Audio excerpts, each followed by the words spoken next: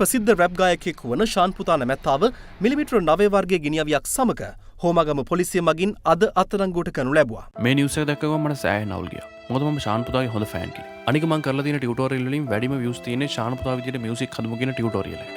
මේ වෙනුවෙන් මම මොන හරි දෙයක් කරන්න ඕනේ. මම තීරණය කරා ශාන් පුතාව බේරගන්න.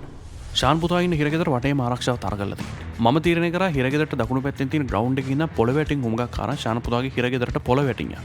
රෑයකට විතර මගේ ආයුධ ටික තරම් මම උමග හරන්න පටන් ගත්තා.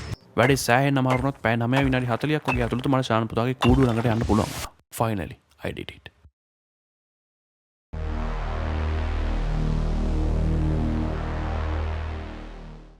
Yeah. Come on, come on, come on, come on, come on. නෑ මං කිව්වා ඊයේ යන් ගෙදර යන්. ඔයාට තවදුරටත් මේක හිර වෙලා ඉන්න ඕනේ නෑ. මම මොකක් හැරුවා? ඔයාට තියෙන කෙලින් මෙලියට යන්න. Come on, come on, come on, come on, come on. කමන්නේ කියන්නේ. හෙල්ලෙන තුහම අද්දෙක උස්ස ගන්නවා. සරුම ගහරපක හම්බුණා. ඔව්. Come on, come on, come on, come on, come on.